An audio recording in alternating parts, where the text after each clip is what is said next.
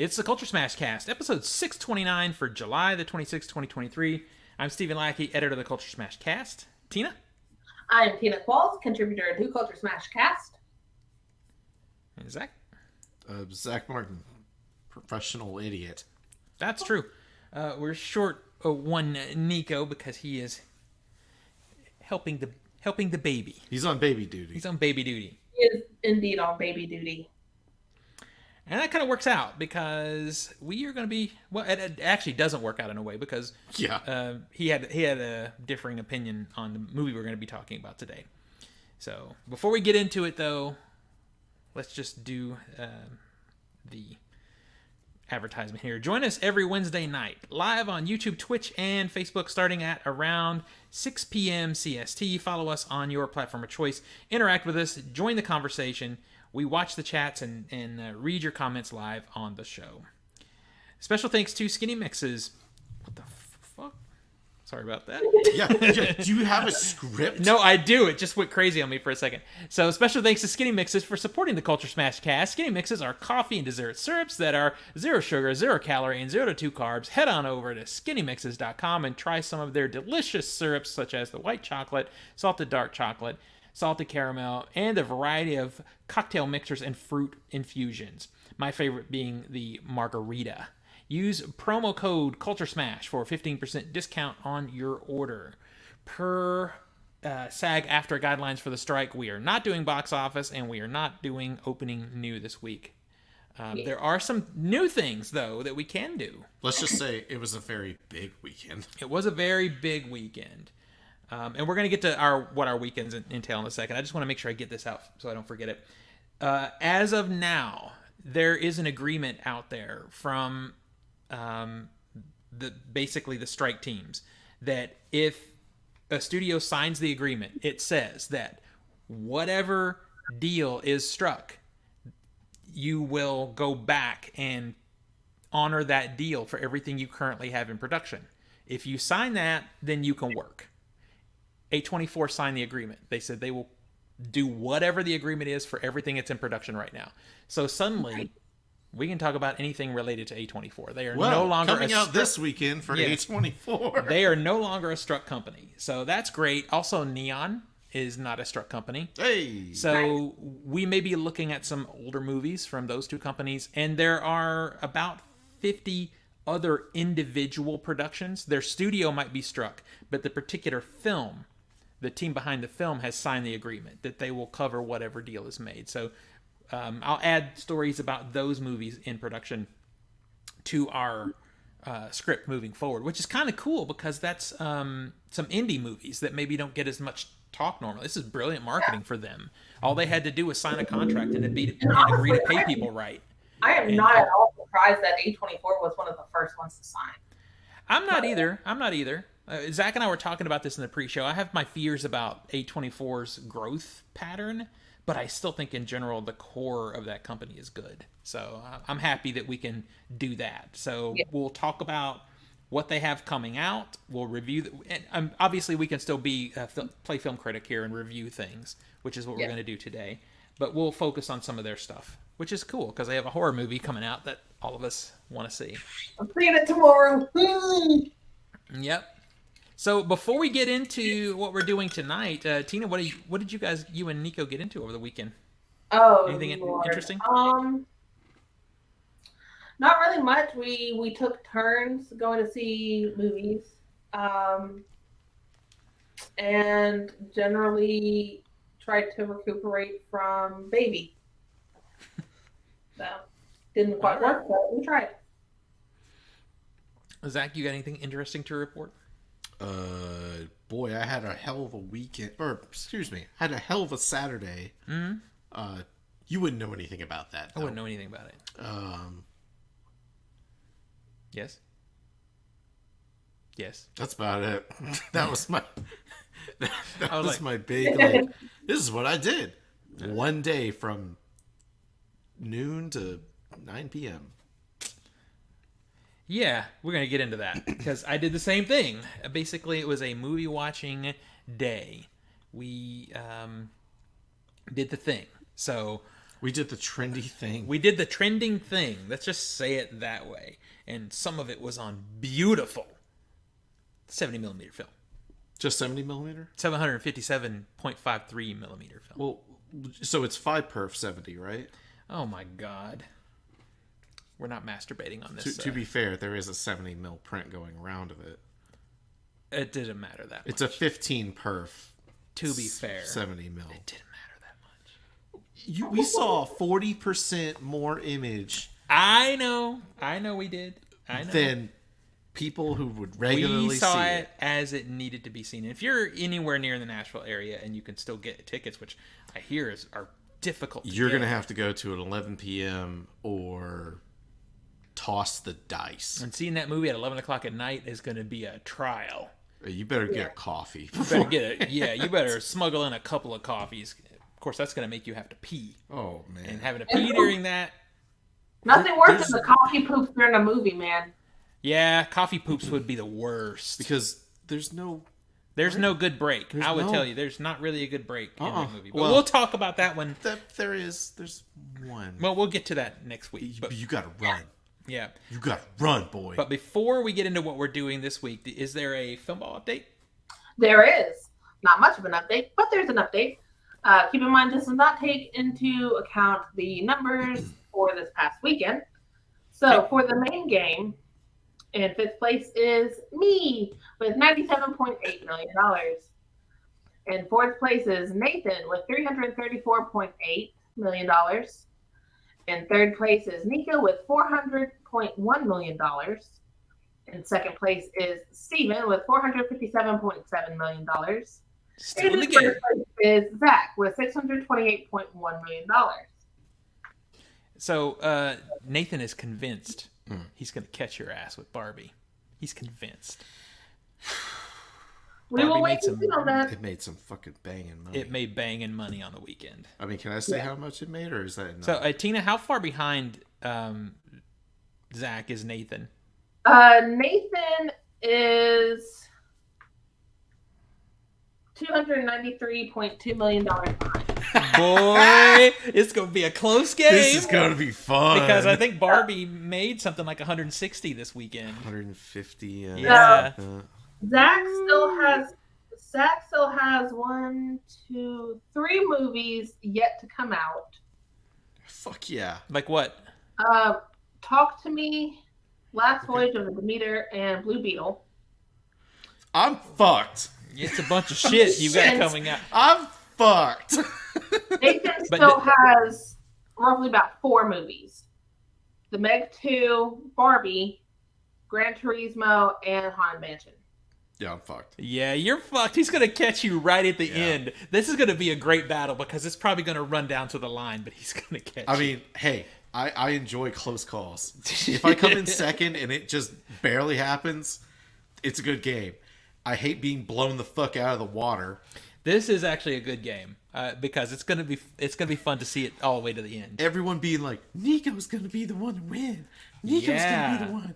I thought so, man, but his movies So bottomed out. All right, and for the tiki-taki game, in 5th place is Steven with $135.7 million. Dustin is in 4th place with $145.9 million. Chris is in 3rd place with $396.5 million. Andrew is in 2nd place with $545.3 million. And in 1st place is Jason with $695.1 million. Damn. Jason still has 2 movies to come out, The Meg 2, Gran Turismo. Steven, for that game, you have Haunted Mansion and Harold and the Purple Crayon, plus Oppenheimer, which has already come out. Andrew still has White Bird and Last Voyage of the Demeter. Chris still has Barbie and Terrifier. Dustin has a lot of movies still to come out. He still has Strays, They Listen, Teenage Mutant Ninja Turtles, Talk to Me, and Blue Beetle. Yeah, he could make a comeback. Yeah, he could. It's going to be interesting on that one too. I have no shot in hell. Oppenheimer is going to You're help like me a me lot. on that one. Huh? You're like me on that game. I am. I'm playing Tina's game. No hope. So That's funny. All right, so what we're doing tonight is we're going to do a full sort of discussion and breakdown of the Barbie movie. Um, Spoiler alert, our scores between the three of us, Zach and I think are pretty close score-wise. Tina and Nico are radically different than us. Maybe Nico will get calmed down where he can pop in, at least have a comment, I hope. But I haven't heard a cry, so maybe. Yeah, if he can pop in and share a comment here or there, that would be great. So let's start talking about Barbie. And this is a complete review and also spoiler filled. So if you haven't seen it, you may want to just come back later and listen to this review, because that is something you may want to avoid, the spoilers. So Barbie is basically a fantasy film about Barbie living in the Barbie world, having her little Barbie life in her dream house with her stereotypical friends. Barbie. Yeah. Well, what we know Barbie to be, pretty much. Yes. Until one day she questions her own mortality, and this is what we see in the trailer. And she finds out from the weird Barbie or whatever that she has to go out into the real world to find the person, the child, quote child, that's playing with her and having bad feelings, and help said child. And that's kind of the core part of the story.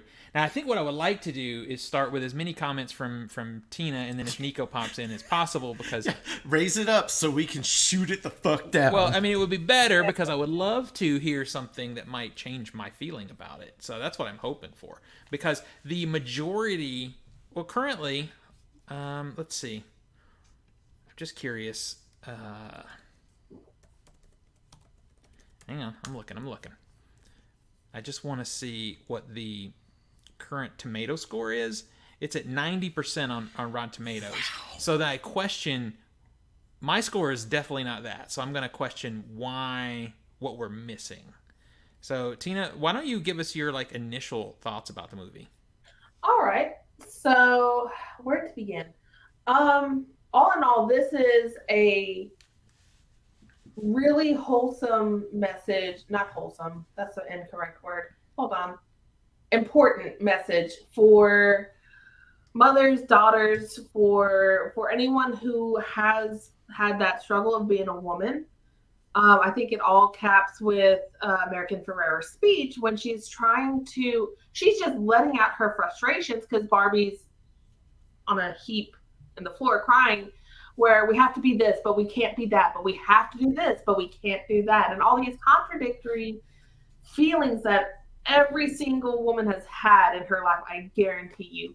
And just the way that Barbie transitions from a happy-go-lucky, everything's perfect, feminism save the world viewpoint to what pretty much every woman has felt at some point in their lifetime, with the insecurities, the emotions that they're feeling, the anxiety, the threatening, the violence against women just in skating down the sidewalk, to then having these workarounds where it's, oh, well, we'll go back to Barbie land and everything's perfect and I'll show you, and everything's drastically different because of Ken and his journey, which is in itself a massive point for me, I'll get into later. It just, the way that it fluctuates between what I call fake feminism to patriarchy to toxic patriarchy, which toxic patriarchy, tomato. Yeah. To trying to make it better for everyone involved. I think it's a fascinating journey and fascinating experiment that they tried to do.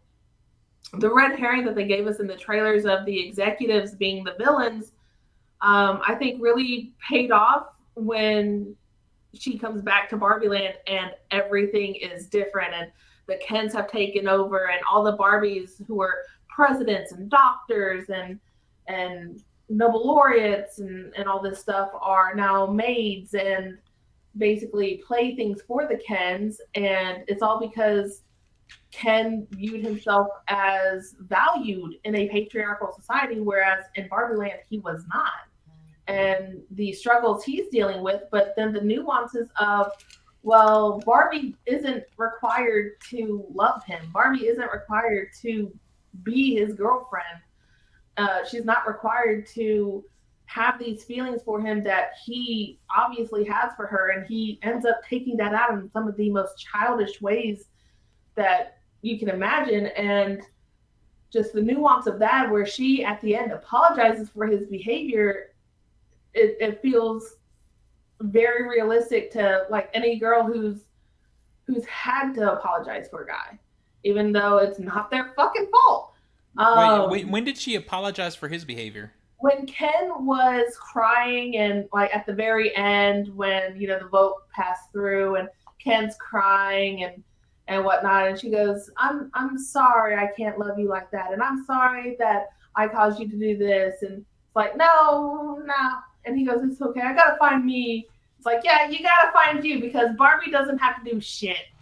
But was she apologizing for his behavior at that point, or apologizing that she couldn't give him or be what he wanted her to be? That's what I picked up. Yeah. I picked up on it as, because I guess just based on my own experiences, you guys wouldn't have this experience because of being guys, but I've had to apologize. Sorry, I can't be what you want me to be.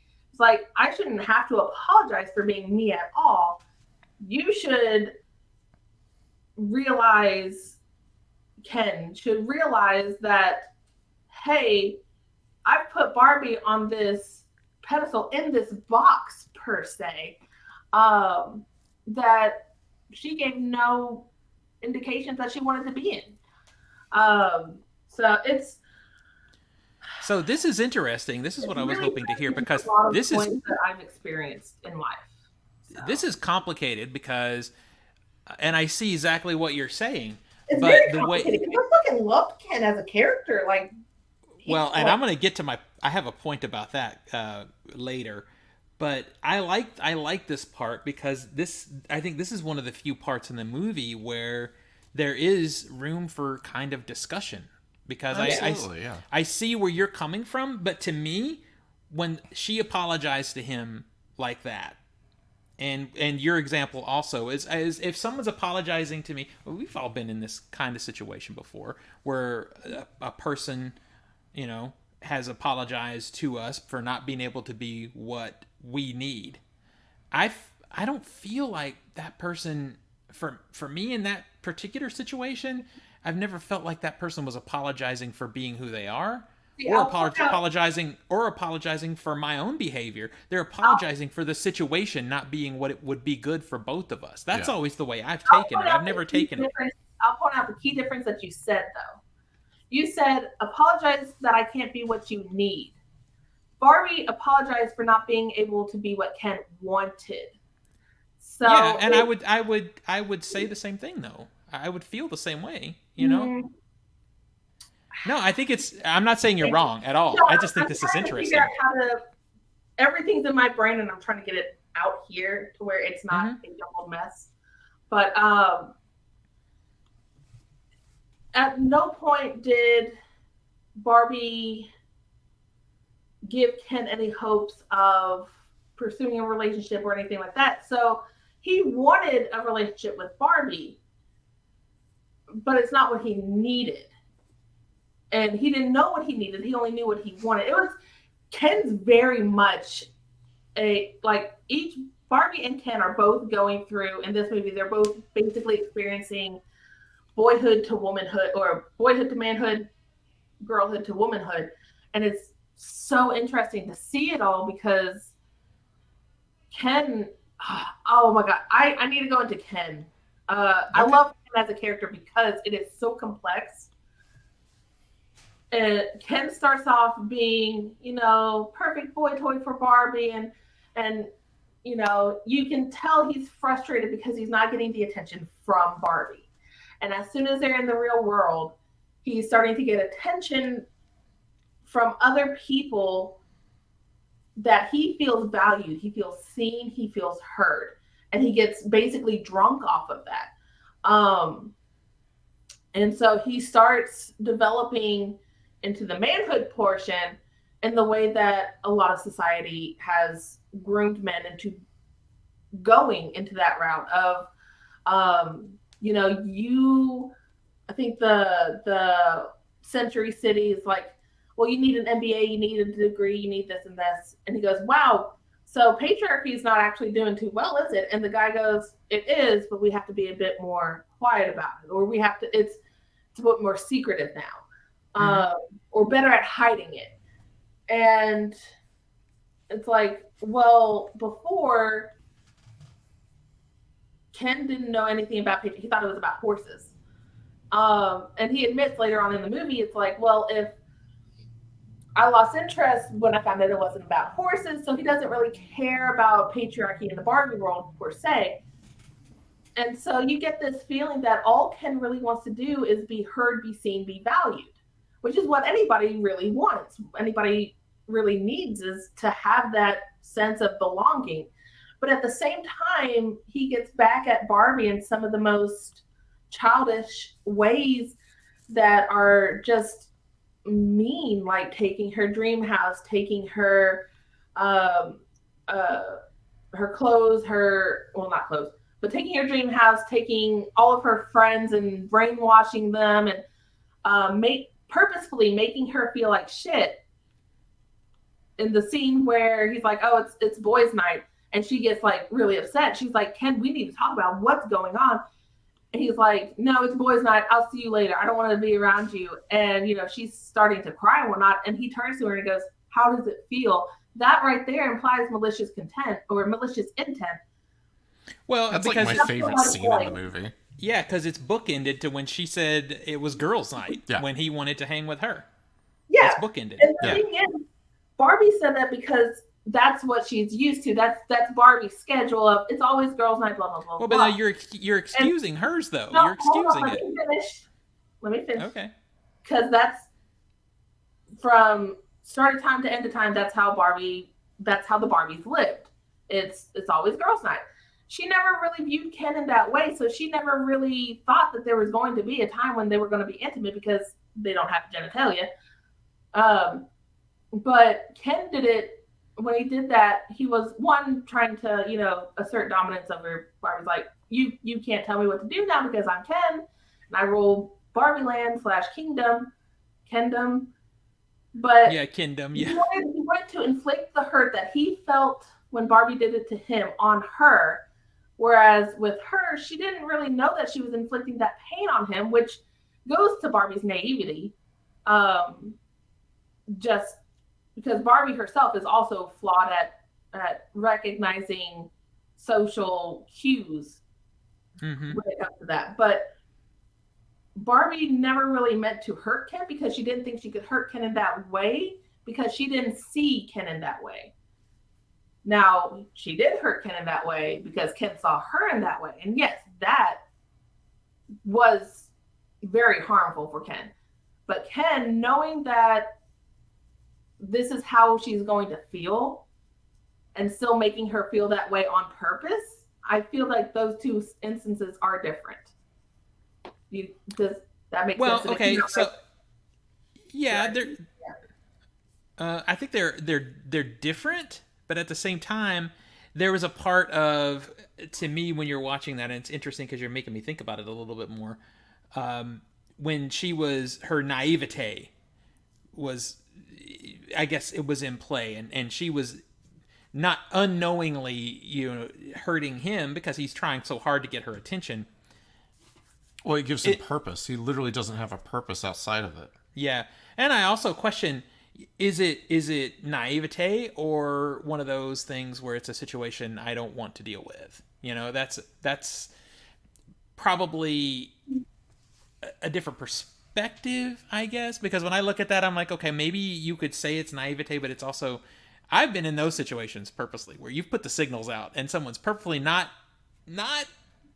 reacting to them because they don't want to deal with that complexity in their relationship. Well, I could definitely see where it could come off as like trying to avoid awkwardness, but at the same time, the scene where he's like, "Hey, I want to spend tonight. I want to spend the night. We're boyfriend girlfriend," and she's like, "To do what?" And she's like, that to me signals more naivety. If it was like, "Oh, I don't know, Ken, maybe not tonight." Like if she was finding more and more excuses, but she was genuinely questioning, "Oh, to do what? Like what are we gonna do?" That to me signals more naivety than avoidance. It's just, and it's not like, oh, Barbie just didn't like that Ken. She just didn't have any romantic feelings for anybody. She didn't have any concept of romance, really. So, which is one of the things I actually really liked about this movie is Barbie doesn't have romance. There's no romance.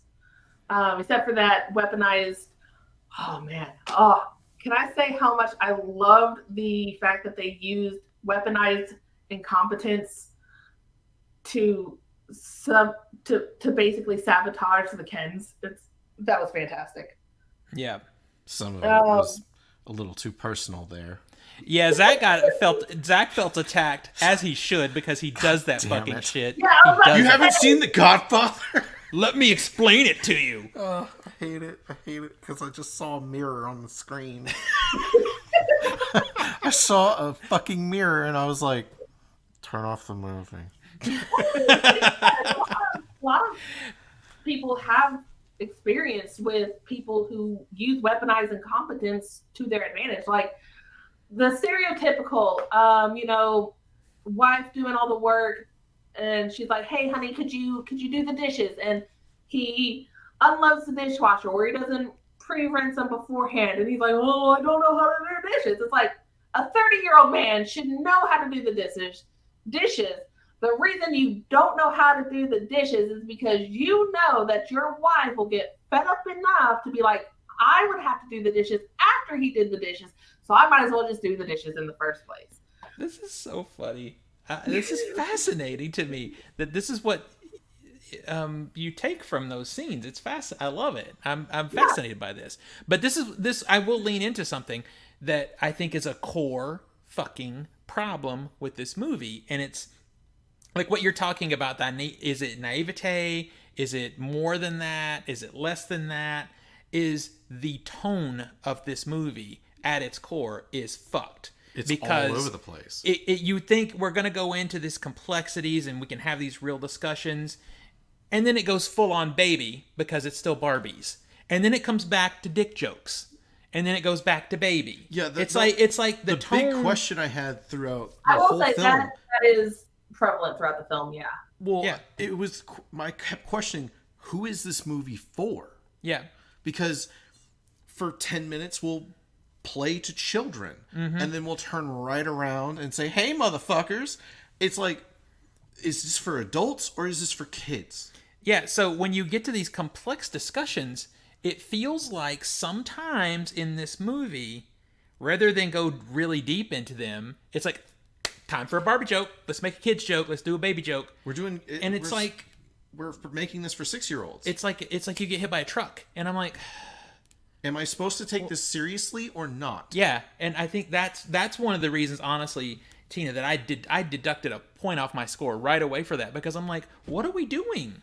What are we doing? Are we having real discussions and doing something complex and interesting, or are we just making dick jokes, or are we doing Barbie baby time? The way they could have gotten away with that is all the Barbies just kid friendly-ish, whatever, and have the people in the real world making those dick jokes. That would mean accurate. You have a set of rules that you establish, unlike this film, which doesn't establish the rules of the world. That's how they could have balanced that, but they didn't. That gets to another core issue that Zach and I both had. So they established Barbie world as Barbie world, and it's got its fantasy world tropes, its tools, and then we go to real world, and they go to some thought to let you know this is the real world. This is reality. This is the But then in the real we world, exist in. some dumbass shit happens, and it's done just for jokes, and it's like going against the rules of what's the real world. One of the things that got me was when Barbie goes for, running from them, and the executives are chasing her, and they get to the turnstiles and they just can't step across. Well, yeah, because I'm the movie suddenly goes into Blazing Saddles. Yeah, and I'm like, that's not the real world. That we're back in Barbie world now, but we're still in the real world. That would play right at home in Barbie world. That was playing by Barbie Land rules. Yes. Yeah, That's what and it was. and it's so inconsistent. And when you're trying to like, as a viewer, how am I supposed to feel here? It's like you need to thoroughly establish the tone and setting of your location so that I can invest in it. And if you're betraying the rules, then I'm not going to sit there and get invested. I'm sorry, I'm not. It feels like then with no rules, then you can just do whatever you want. And There's no consequences. Sometimes this movie does do that. There's some small things in here that. So, I love what you said, Tina. I love the core message. Yeah, like the message of the film, movie. I don't have an issue with. But this film is being berated by right-wing people, and I just want to put a disclaimer and say, yeah, we agree with the message. We support the feminism. We are here for fucking rewrite it, though, and don't have a scene where someone literally sits on a box and just relays the message. Yeah, we're gonna get to that. Unfiltered. Well, fuck. But then but then they step away from that a little bit for jokes. Like we're in, I'm kind of in that mode watching the movie. These are strong women. They do for themselves. I'm like, okay, this is it. Until they're on the car chase, and the kid is like, "Mom, how did you learn to drive like this?" Well, there was this guy once, like a dad joke, and I'm like, "Bitch, this is not the arc we were going on. All of a sudden, you did have a guy to teach you how to drive for real, for real." Yeah. It like set me out of the movie for a second. I'm like, wait, that's not the character we were developing. Even if that were true, I would think she wouldn't even say it to her daughter. You know what I mean? Yeah. Because she's trying to come off as a strong woman. And I'm like, this is inconsistent. And the movie trips over itself just to make jokes. And I hate that. Because some of them work. Tina, you got me actually thinking about it a little more than I was. And I appreciate that fact. But it also makes me look at the things that diverted me from these thoughts. Because the script is so inconsistent.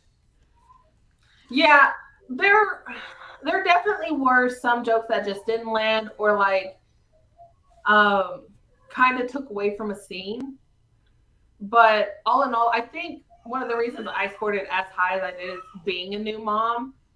And the line that Ruth gives to Barbie of a mother's job is to stand still so that her daughter can look back and see how far she came. Like, or how far she's going. Yeah. Yeah. And both Nico and Curtis, after Nico saw the movie, just turned to me and was like, yeah, that spoke straight to you. And I was like, yeah, that hurt. That like legitimately caused me to like take a breath. Like I gasped at that line. Hi, honey, can you go away? But you want to know what's interesting? That line has been a source of a lot of conversation. That particular line has been interesting in how much conversation I've seen from it. And what I've been seeing is a generational difference. Like people like older millennials and Gen Xers are like, yeah, man, that's me. But younger moms are like, fuck you. I'm not done walking. I'll walk with my daughter. I'm not stopping nothing. And I respect that response. I'm like, yeah, you can support your child without stopping your own life. I was about to say, that's kind of where I agree on that. Yeah. Even though I have no place in this. Yeah, for real. Yeah. So I agree. I'm not going to stop walking, but it made me take a look back at things my mom had done for me. Okay. And like, yeah, my mom totally stopped what she was doing in her life to raise me and my sister. And I would be half the woman I am without the strong females and mother figures in my life.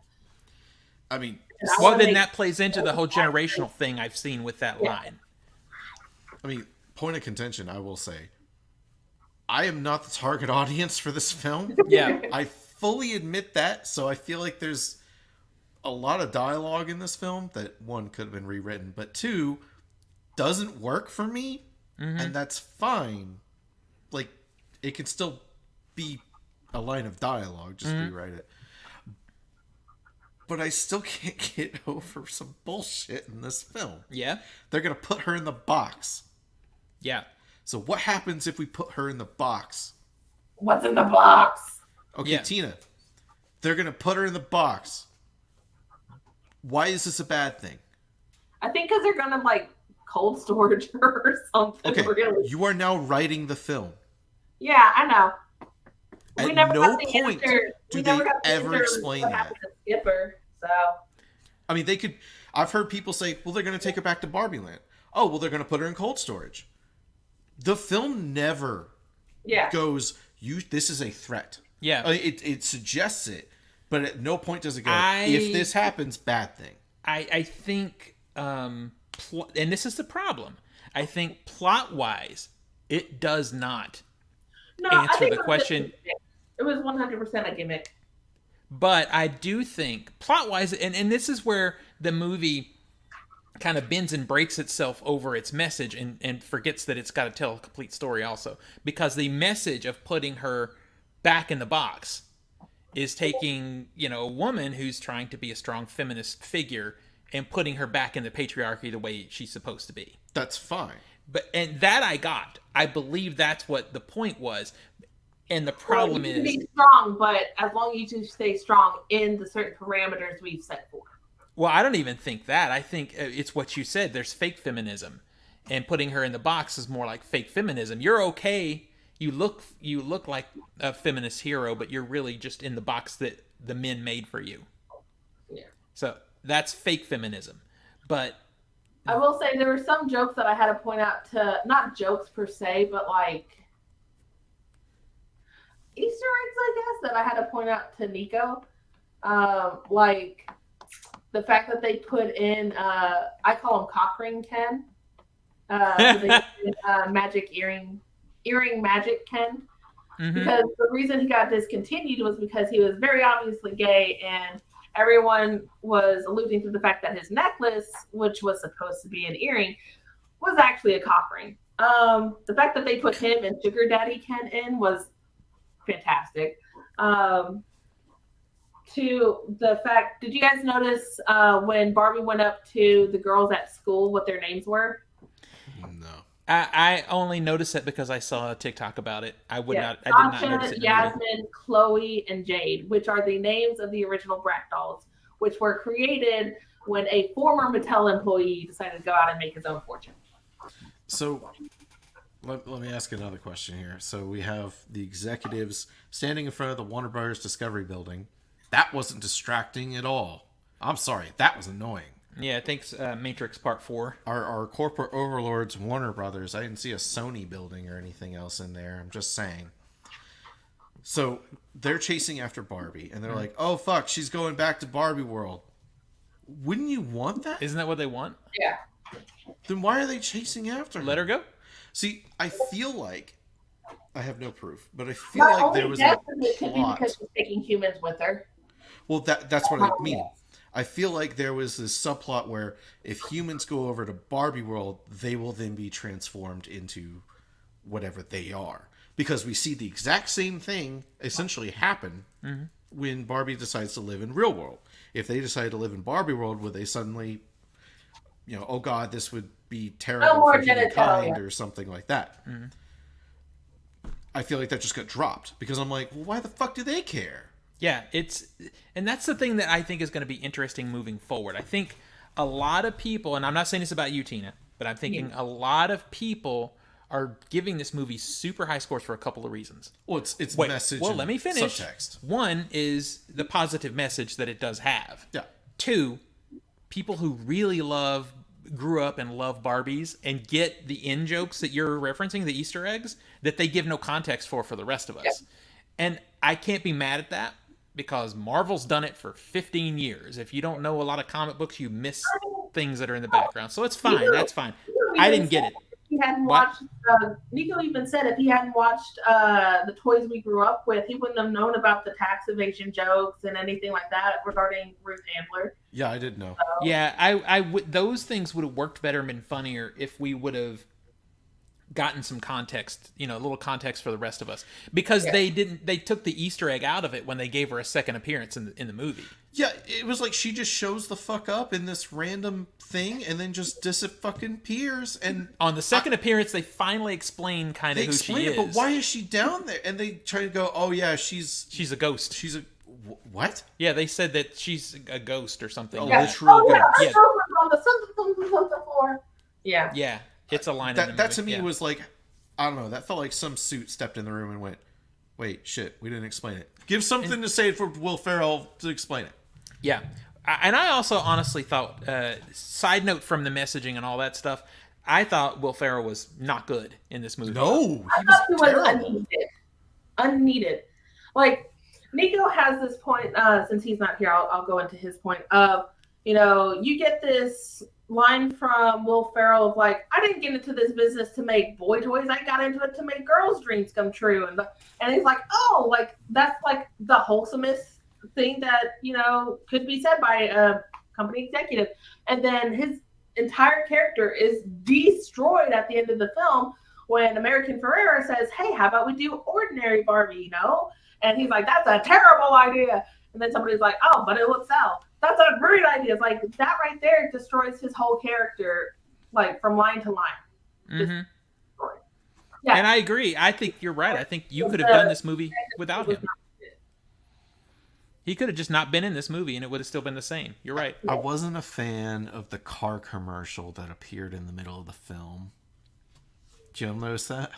The car commercial? Yeah, there was a car commercial for the 2023 Kia whatever car that she jumps in. Mm-hmm. I'm sorry, but there's some shots of them driving along. I'm like, you put that in a car commercial and you can't tell the difference. That doesn't bother me because I see it all the time. It was weird. I see it all the time. That's just product placement. It doesn't really bother me. It didn't feel like, I'm sorry, but it almost didn't feel like there were any stakes. No, there definitely didn't feel like stakes. Honestly, they didn't even need to pit the Kens against each other, because theoretically there's a Barbie for every Ken, there's a Ken for every Barbie, correct? Mm-hmm. So they I don't know. saved all the brainwashed Barbies. So at least the vote would be 50-50. And then you have at least two Kens plus Alan who would have voted in favor of the Barbies maintaining control of Barbie Land. They didn't really need to pit the Kens against each other unless they needed a 2/3 majority, which I'm not sure how Barbie Congress works. But again, rules. Yeah. It's just, I don't know. I will say Alan was fucking great. I fucking loved Alan. He was there. Yeah, see, I think Alan is better if you have context, if you understand that. I don't get it. Yeah, we don't get it. We don't get it. So I was like, what is he doing exactly? He's just there. Yeah. To me. That's how I see that character. He's there. So, and I saw a breakdown that really stuck with me on this story, and I'll recite it to you guys and you can respond. So Barbie is living in Barbie world, perfectly happy, right? Then she questions her reality, goes to the real world, discovers patriarchy. Ooh, that's bad. Bad. So I want to go home. She goes home, patriarchy there. She fixes Barbie Land, makes it how she liked it before. Leaves Barbie Land to go back to real world, where patriarchy bad. Does she go back to fix the patriarchy there? No, she goes back to real world to be a normal person. So the overall just message of that really is, what are you trying for? You're trying for complacency. Because she's being complacent at the end of the movie. She's just existing. Yeah. And I saw that and I'm like, well, fuck me. I mean, that's kind of how I felt about it. Yeah, I don't know, and just never felt invested. Like I didn't care. Things were just happening. It felt like, I don't know, SNL sketches from time to time. Well, that too. I have a thought on that one too. Now, let me just turn around real quick and say a couple positives, because I don't want to sit here dogging the whole time. Yeah, we both gave it like a 2.5 out of 5. Like a 5, yeah. Production design, outstanding. Yeah. I loved every single little piece of like costume design inside the Barbie world. I loved it. It was great. It was beautiful. I want to inspect everything. I want bonus features on that Blu-ray so I can look at the making of that stuff. Yes. I want to get Tina's reaction to that timeline. I mean, does that make sense? Yeah, it does. I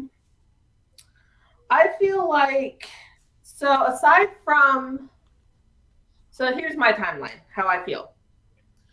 Barbie Land is women first, men second. Yeah. Real world patriarchy is men first, women second and a half. Yeah. Ken patriarchy is men first, women third. Mm-hmm. And then when they try to get it back, it's women first, men two and a half. So it's kind of an inverse because they said that the Kens who wanted to be part of the Barbie conquest, maybe they'll have just as much power as women in the real world. Yeah, maybe. Yeah. Maybe not. So, maybe just fuck them. Well, let her finish. Yeah. So that's kind of what I feel like that timeline was.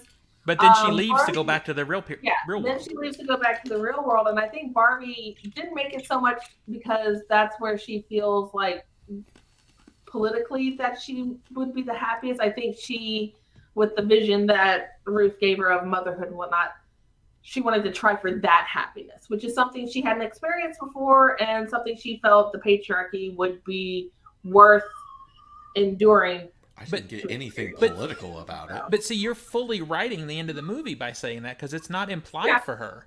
All it is her. The only thing I got that's really written there is, ooh, I can go to the real world and live and die. Yeah.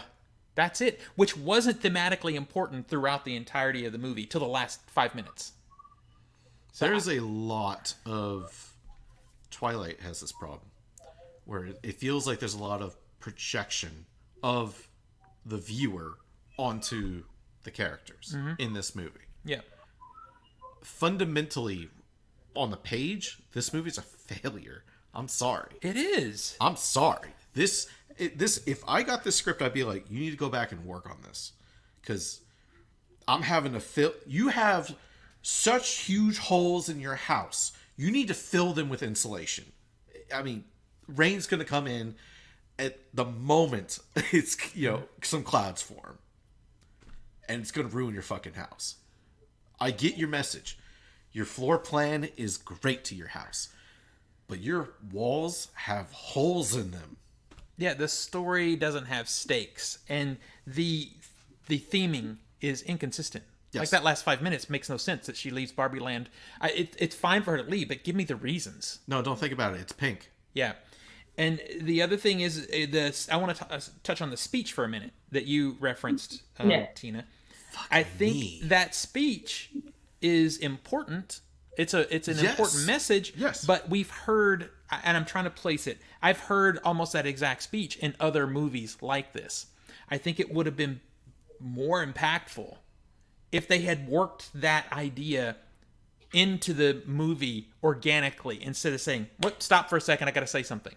Which is what it does. The movie stops, for she stands up, 2 minutes. They drop a spotlight on her, and she speaks the speech. And I'm like, it's a good speech, but I wish it was organically in the movie. I love social commentary when you're getting it and not realizing it until later. Like when you watch my favorite social commentary of all time, when you watch George Romero's Dawn of the Dead, I mean, you're watching a zombie movie, and then a week later, you're like, shit, that was all about consumerism. Yes. And you have that light bulb, and it's like, and young people that see it get the light bulb a whole lot faster, because the older we get, the more set in our ways we are, the more siloed our vision is. So you can imagine seeing that movie at like 15, 16, you're watching the blood and the guts, and then you watch it 3 or 4 more times because you love it, and you're like, fuck, this is all about consumerism. Yeah, when I watched Dawn of the Dead the first time, and when I watched Dawn of the Dead last October, were two very different viewing experiences. Like, why are these zombies fucking shopping? Well, okay, that's a good question. Let's answer it. But this movie, it has it built in. Like Tina, you pointed out some really cool stuff that I hadn't put as much thought to, but then it doesn't. It just stops it, and the message is the nail, and I'm the hammer, baby, and we're gonna punch it in. I would put that speech on the same par level as Godzilla King of the Monsters when the movie literally stops and says its speech, where it's just, we need to do a genocide of humans. It's like that level dumb to where it's like, I get this, but holy fuck, movie. But this can you imagine if the messaging of that speech, because like I said, it's important, and I do think there's still some people who don't realize that, was just happening to her in the real world. Barbie comes into the real world, and these situations that are talked about in that speech just fucking start happening to her. And she, as a Barbie, wouldn't know how to react. yeah, when her and Ken are rollerblading down, you can boil it down to this scene right here. When they're rollerblading down, having just crossed the last barrier into the real world, Ken's like, "Oh wow, or Barbie's like, they're staring at me," and Ken's like, "Yeah, they're staring at me too." And you can tell that she feels it differently than he does, and then they articulate that where she feels, and she says it. She goes, "I don't know. No, it's for me. It's very violent." And you can right off the bat, any female who's walked down the street with any other kind of clothing that would normally be rollerblading, her outfit was perfectly fine. Malibu Beach, perfectly fine. It wasn't like women have skated in bikinis and whatnot. But they stand out because it's neon tacky. Yeah, but it's like any kind of clothes that you wear, it doesn't matter. If you're a woman, especially with that kind of a figure, you're going to have that intense feeling of a predator being around. Well, this is also what I think is interesting about that scene. And I actually remember appreciating that scene in the movie. It's not just about the neon clothing. Both of them are being appreciated for being good looking. And what that scene does say is, as a guy, we like it. Well, because Ken's getting attention. That's the one thing he likes. But as a girl, it's like everybody's looking at me and it's intense. It's a different... I remember thinking that scene was okay. I appreciated showing that sort of split between the two. And I know you're like, it's about Ken, because for Ken, it's because he never gets attention anywhere else. And that's there, but that's actually properly used as a plot tool to send the message home. It says, hey, dudes don't mind it as much. We don't mind it. If a girl wants to look at us, we dig it. But if a guy is checking out a girl, they feel uncomfortable. And I appreciate that. And that's the problem. That's why this movie is a 2.5 out of 5. Because for every scene like that I think works, there's like two or three that just miss. Yeah. Outside of the social commentary that's in the movie, the main crux of the movie is the mom. Oh, yeah. Is the mom is having a bad time. She's having a midlife crisis. So what she does is goes and plays with her daughter's Barbies and draws pictures. Sure. I call kind of bullshit on that. It doesn't read well. It doesn't make sense. It's just there. It doesn't feel real. Set up. Yeah, it doesn't feel real.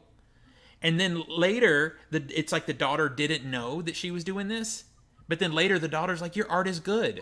I'm like, when did you see it? Did you see the artwork? I was sitting in the theater, my mouth dropped. I'm like, when did you see it? Because I thought in the first of the movie you didn't know that your mom was playing with your toys and drawing pictures.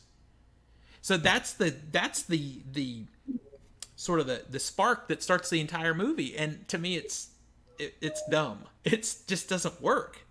Tell me if I'm wrong. I'll take it.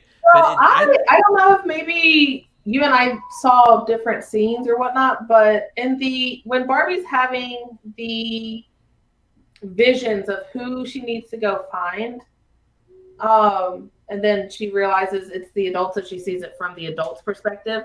Yeah. I didn't really take it that America Ferrera was having a midlife crisis, more so a disconnect from her daughter. Yeah, no, I didn't. That's a Zach thing. I didn't see a midlife crisis. I just knew she was upset and sad. I saw a midlife crisis.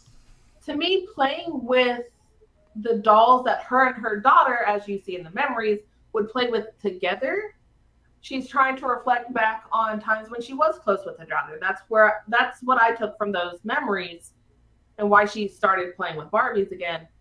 And for the drawings, there's one memory where a little girl comes out while the mom is drawing and little girl sits in her lap. She could have seen the drawings then, not particularly the existential crisis Barbie, the cellulite Barbie, but like her mother's drawings, just at least assessing her skill. What, 12 years previously? Yeah, this is a girl as little in those memories. I remember some of the stuff my mom did when I was that age. Like, memories. Okay, but again, this is a situation where you're saying, the minute you say could have, that tells me that it wasn't defined in the script. It could have happened this way. Maybe it happened this way. But did it? I don't know. I'm just saying, like, you can't say that, like, there's absolutely nothing when the mom was drawing when the kid came out. and the kid sat in her lap and Hey. they cuddled for a bit. Hey, I got a great idea. Okay, but wait. Let's shoot a scene where they're sitting at the lunch table and her friends make fun of her. Oh, fuck, my mom's drawing's gotten here again. Well, yeah. It just to me it's part and parcel with everything needed more fleshing out. Yeah. At 2 hours at length. Mm-hmm. I'm sorry. This did not need to be over 95 minutes. There was something missing in the mom-daughter relationship where I just don't buy that mom. She turns and goes from I fucking hate my mom to I love my mom. I love you. Fact. Yeah, like in a second. I just didn't really feel like I just don't buy that. okay. I know a lot of moms. I just don't buy them playing Barbies without their kid with them. It just doesn't work for me. I just don't see it, you know? Maybe we're not the target audience, but I guess, but I just need citations here. Yeah, I need more meat to get me there because I just wasn't there. And the way the daughter does turn on a dime is like jolting. I will say that's a bit unrealistic, yeah, especially for the age that the daughter is. Yeah. All of a sudden, I'm dragging Tina down to a 3.5. If the daughter flipped at the tail end, like an arc, like a character arc, like we have a character that doesn't like her mom, goes through a couple things, and at the end likes her mom. At the end of the story, that could have been something. Could have been. Instead, I don't know, got a spin on a dime and just went right back. Yeah. So here's the last thing for me. The last big thing that stood out is the comedy.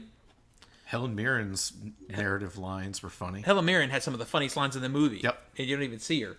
But the last act... I love the I feel ugly and weird. Author's note. Don't cast Margot Robbie if this is the point you want to make. Yeah, that's one of the best lines in the movie. That did crack me up. My favorite one was at the very beginning where they're like, and for a time, everyone loved dolls. And then they wanted Barbies. Kids always wanted to play mommy. It's, I don't know, go ask your mom, I guess. Yeah, that was fucking funny. I am so glad that they cut that out in the trailers and didn't ruin that line. Dude, if that was in the trailers, which, by the way, a lot of the jokes were in the trailers. A lot of the jokes were in the trailers. Also, the humor in the movie, for me, in the last act was just repeated. Yes. Like the gag in the last 30 minutes of the movie was just the same jokes over and over again pretty much. And I'm like, this is when it starts to feel like an SNL skit that's gone on too long.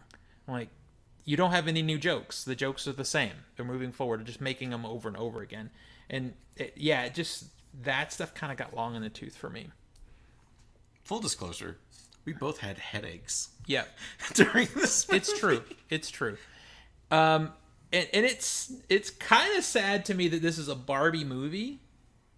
My opinion. It's a Barbie movie about Barbie, kind of. I mean, not kind of, is.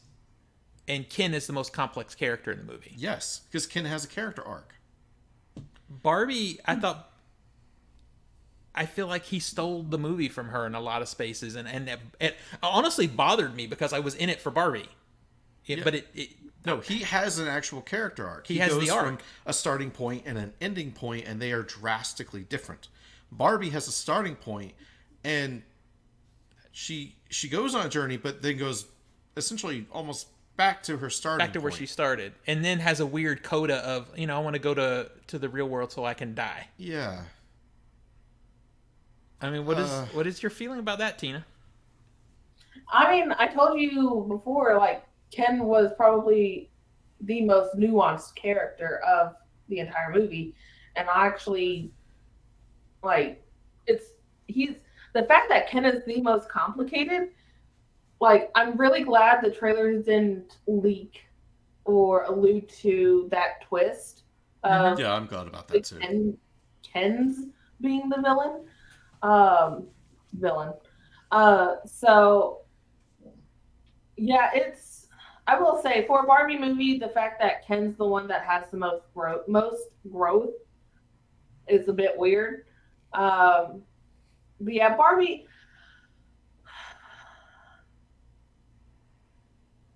I wouldn't say she didn't grow as much. Like, she didn't grow nearly as much as Ken. But for me, character growth also has to deal with how they think.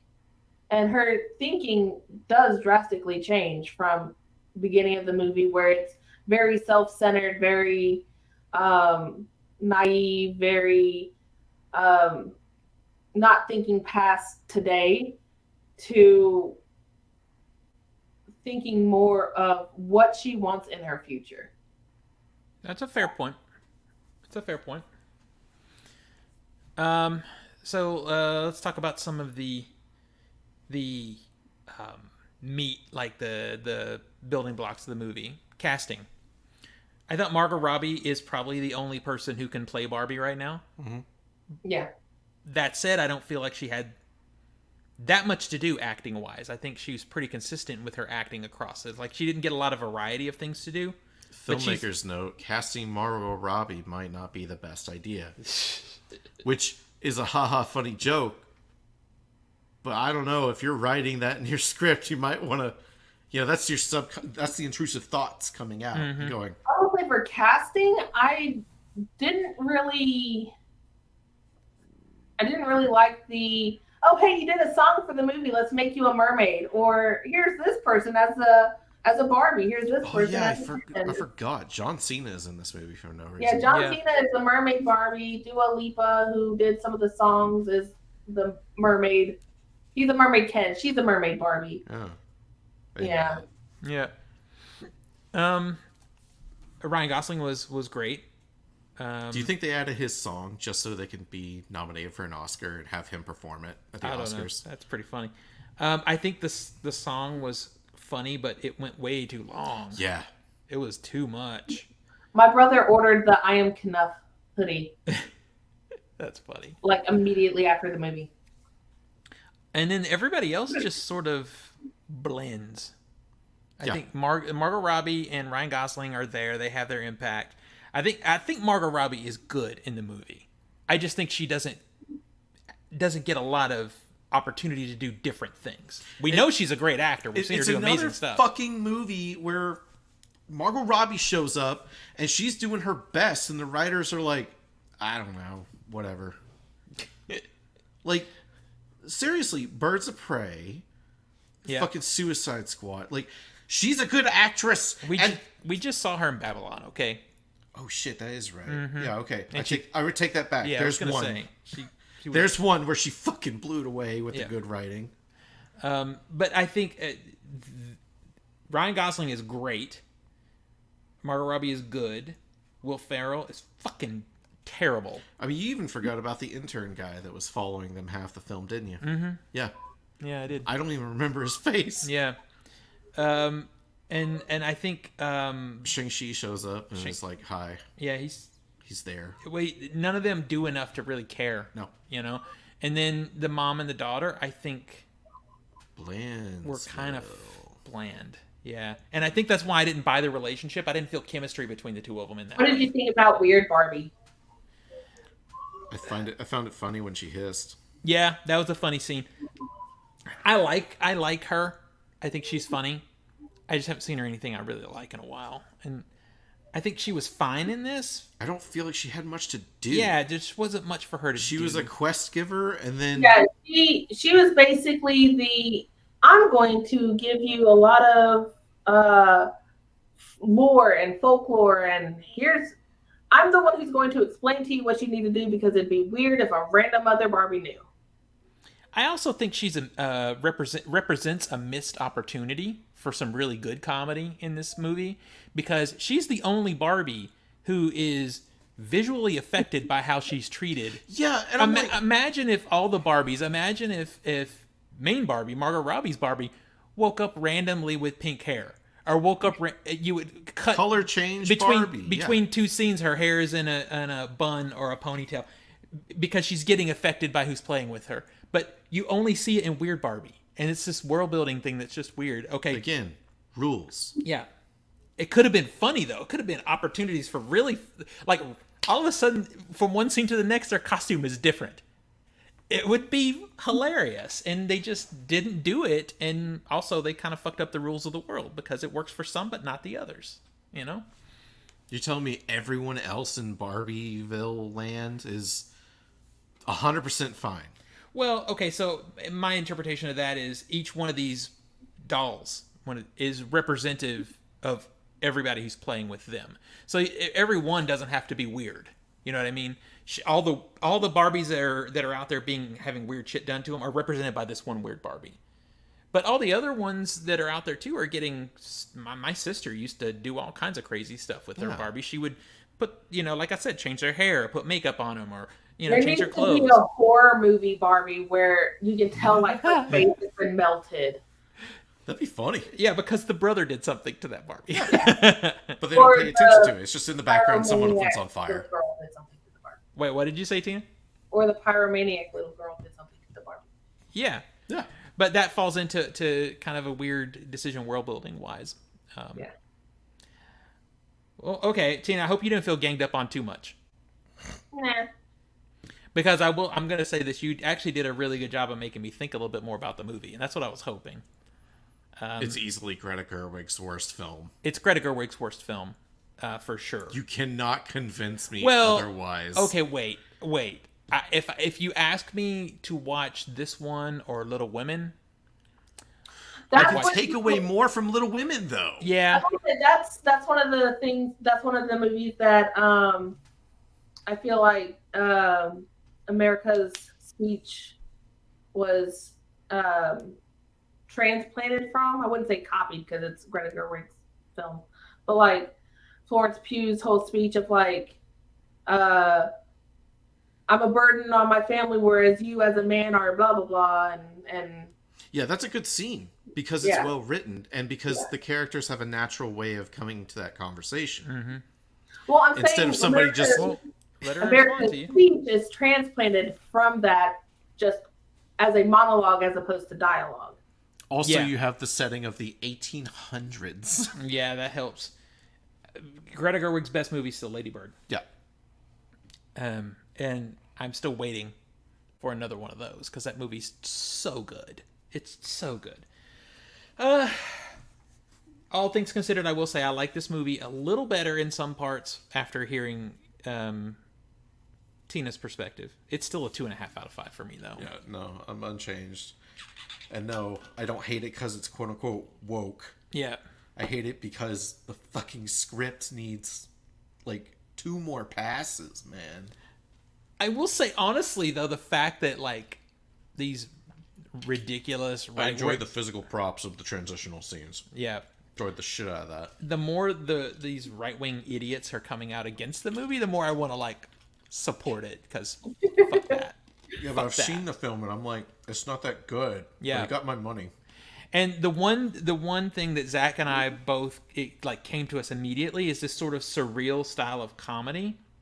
If you like this movie, like lean into that. Go like Barb and Star. Well, that's what I was gonna say. If you like this movie and you want to see it consistently fantastic from beginning to end, you got to watch Barb and Star Go to Vista Del Mar. It's so fucking good. Like, I wanted this to kind of be just Barb and Star Go to Vista Del Mar, which is fabulous and fun and hilarious and weird and consistently toned. And I went home and ordered Barb and Star Go to Vista Del Mar. Tina, you'll think this is funny. I was on a TikTok live talking a little bit, like loosely, because we're not talking about stuff over there too much movie-wise. Yeah. But there's one TikToker that saw the movie before the rest of us because it came out there first, weirdly. And I had mentioned that I was going, and her response to me was, "Be warned, this movie is for the girls and the gays." Dude, do you know how many gay movies we've seen or girl movies we've seen? I was going to say... I've seen some gay ass shit. I love it. I'm fine with it. Yeah. I'm the one who went to see Bros first. I didn't like it, dude, but I tried. We went and saw a movie where, like, the film climaxes literally with someone getting a hand job for, like, 5 minutes. That's right. Like, and we're just sitting there like, all right. Like, okay. All right. Like, you think we're like, oh no, oh geez. Well, no, I think she was just saying that it's got a great message for women, and it's also very fabulous for her gay friends. And she's right about that. I mean, Nathan dressed all in pink for it and had a great time and loved it. Oh, when we were at the theater, there were tons of people dressed in Barbenheimer shirts. I survived Barbenheimer 2023, which I kind of wish I had. I kind of want that. Are you talking about the one that's split, that's pink on one side and gray on the other? I mean, any of them that just said I survived, because we did. Yeah, Zach and I did it. All right, because we decided. Nico wouldn't let me see both back to back, so. Yeah, because that's like 5 straight hours of being in the movies. For solo baby time. Boy, I'll tell you, the jump between the end of Oppenheimer and the start of Barbie was like, we got 10 minutes, boy. Yeah, because Oppenheimer started a little bit late. Yep. And we were like, holy shit, we've got to run. Well, it also had no trailers, thankfully. Mm-hmm. Insidious started late for me. It was about What's 10 that? minutes late. Yeah, Insidious started late for me. It was a 6:05 showing. The trailers didn't start until around 6:15. So for ours, what happened was a little inside baseball here, but we drive up to the theater, and the 10:45 a.m. screening of Oppenheimer, like the whole theater, the fire alarm went off. And I had a friend at that screening. They said the movie was great until the last 15 minutes, the fire alarm went off. Oh, man. So imagine the last 15 minutes of that, and a fire alarm goes off. I'd be devastated. So when it comes time for our screening, I mean, they were like, what, 10 minutes late? Yeah. They literally had to thread the film and double check it, and it was fascinating to see. I mean, we'll probably talk about this next week. I know. Too. Yeah. But, I mean, there's no trailers. Yeah. On a 15x70 print, so it just starts. Yep. Thank God. Because we were so close trying to get into Barbie. Which, by the way, that needs to happen more. I agree. Give me like one trailer and then just start. I'm already sick of seeing some of these trailers for movies that haven't come out yet, and I'm like, I'm done. I'm already done with the movie. Give me like 1 or 2. Don't give me like 8. I don't care. It doesn't bother me. I will say, there was, I don't know if did you guys get this trailer for Barbie, the opening to the Teenage Mutant Ninja Turtles trailer where it's the action figures and the Barbies up top? Did you guys get that? No, we didn't get that. Nico and I told him he cannot miss the Turtles trailer because it starts off with Barbies, like plastic Barbies in a pool. Like Ken's are in the pool, Barbies are going off for day at work. Like somebody's literally just playing with Barbies, and then it goes down to the tunnels, and then it's turtle figures from like the 90s. You're like, what are they doing up there? I don't know. It looks like they're going off to work, blah, blah, blah. And then it goes into the Turtles trailer. And I was like, he's going to enjoy the fuck out of that opening for that trailer. Awesome. I was about to say, we didn't get that. Yeah, I would love to have seen that one, actually. But no, we didn't get that.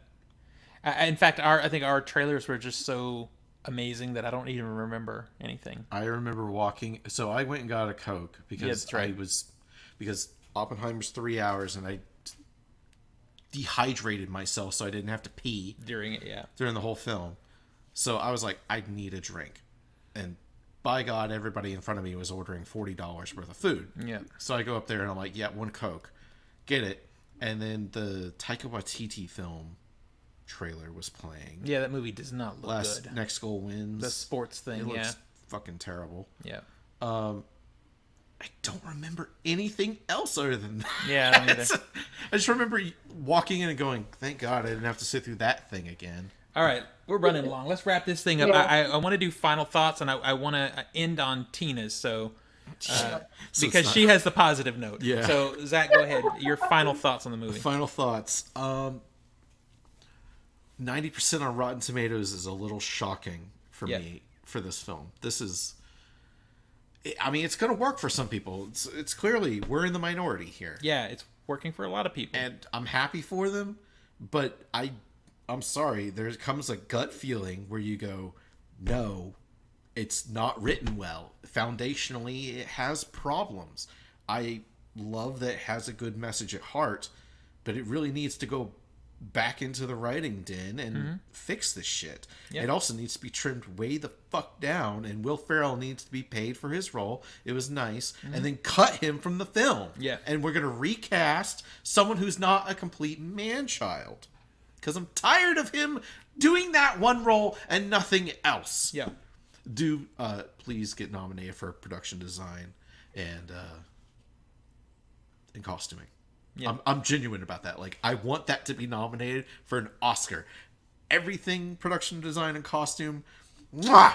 I loved Ken's stupid belt that said, like, in the Metallica font, Ken.